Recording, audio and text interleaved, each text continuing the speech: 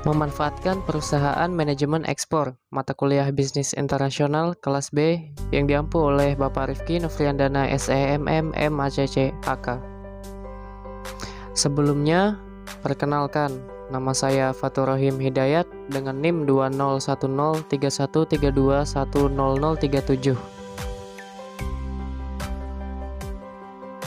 Sebelum kita masuk ke topik kita kali ini, alangkah baiknya kita mengetahui terlebih dahulu apa itu ekspor.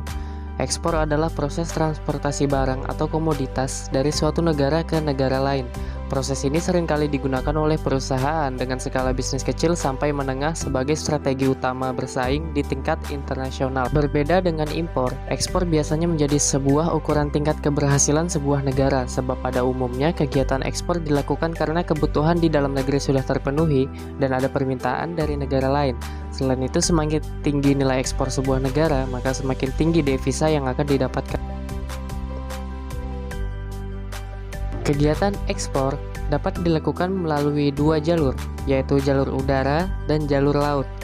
Jalur udara tentu menggunakan pesawat terbang, dan jalur laut tentunya menggunakan kapal laut.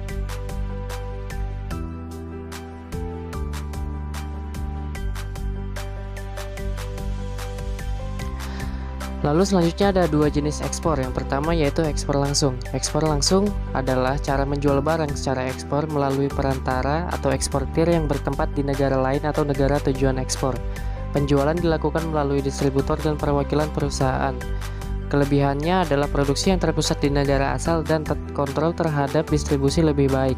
Kekurangannya adalah biaya transportasi yang lebih tinggi untuk skala besar dan adanya hambatan perdagangan serta proteksionisme. Yang kedua ada ekspor tidak langsung.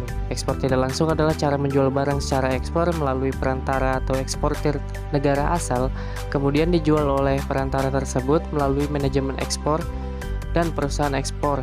Kelebihannya adalah sumber daya produksi terkonsentrasi dan tidak perlu menangani proses ekspor secara langsung. Kekurangannya adalah kontrol terhadap distribusi kurang dan pengetahuan terhadap operasi di negara lain kurang.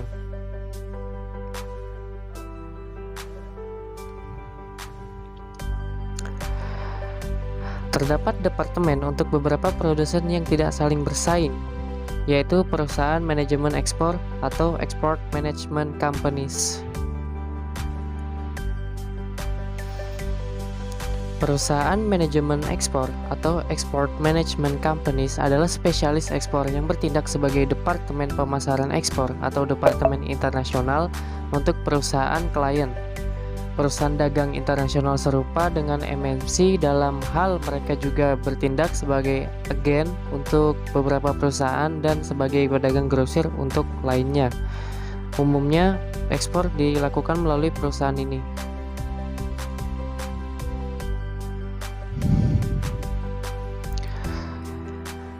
EMC biasanya menerima dua jenis tugas. Yang pertama, mereka biasanya memulai operasi ekspor dengan pemahaman bahwa perusahaan akan mengambil alih setelah mereka didirikan. Tidak semua EMC sama, beberapa melakukan pekerjaan yang lebih baik daripada yang lain.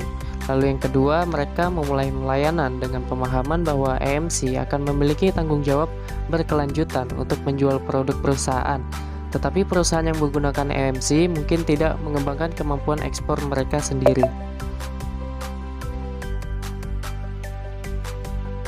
Sebagai sebuah bentuk perdagangan berskala internasional, kegiatan ekspor harus melalui bea cukai di negara pengirim dan penerima barang dengan syarat dan ketentuan yang berbeda-beda di setiap negara. Namun pada dasarnya ada beberapa langkah yang harus dipenuhi, yaitu yang pertama di sini ada korespondensi. Eksportir mengadakan korespondensi dengan importir luar negeri untuk menawarkan dan menegosiasikan komoditas yang akan dijualnya. Dalam surat penawaran kepada importir harus dicantumkan jenis barang, mutu, harga, syarat-syarat pengiriman, dan sebagainya. Pembuatan kontrak dagang. Jika importir menyetujui penawaran yang diajukan oleh eksportir, maka importir dan eksportir membuat dan menandatangani kontrak dagang. Dalam kontrak dagang dicantumkan hal-hal berbagai persyaratan dan ketentuan yang disepakati bersama. Lalu yang selanjutnya ada penerbitan letter of credit.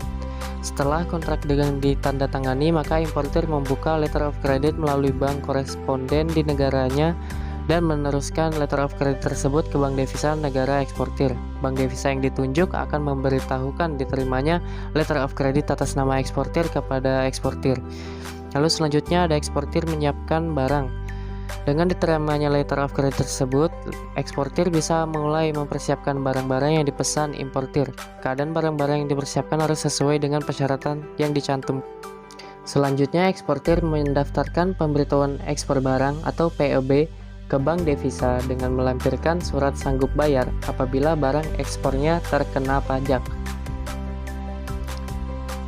Selanjutnya, eksportir bisa mengirim barang ke pelabuhan secara mandiri atau bisa juga dilakukan oleh perusahaan jasa pengirim barang atau MKL. Dokumen-dokumen ekspor harus disertakan dalam pengiriman barang ke pelabuhan dan ke kapal. Lalu selanjutnya, di pelabuhan dokumen ekspor diperiksa oleh pihak bea cukai. Jika diperlukan, barang-barang yang akan diekspor juga akan diperiksa. Jika barang dan dokumen telah sesuai dengan ketentuan, maka bea cukai menandatangani pernyataan persetujuan muat yang ada pada POB. Lalu selanjutnya, pemuatan barang ke kapal. Setelah pihak bea cukai menandatangani POB, barang bisa dimuat ke atas kapal. Setelah segera barang dimuat kapal, pihak pelayaran menerbitkan draft bill of landing yang diserahkan kepada eksportir. Setelah itu, eksportir menukarkan match receipt dengan master bill of landing pada FCL atau host bill of landing pada LCL.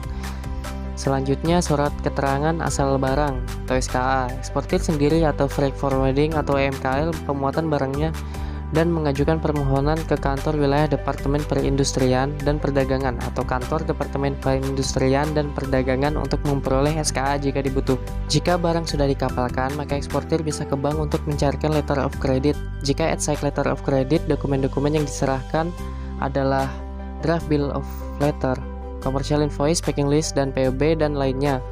Pengiriman barang ke importir yaitu barang dalam perjalanan dengan kapal dari negara eksportir ke pelabuhan di negara importir.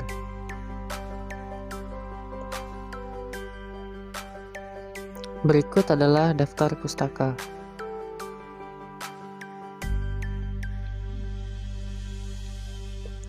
Sekian penjelasan materi dari saya, semoga bermanfaat bagi para pendengar.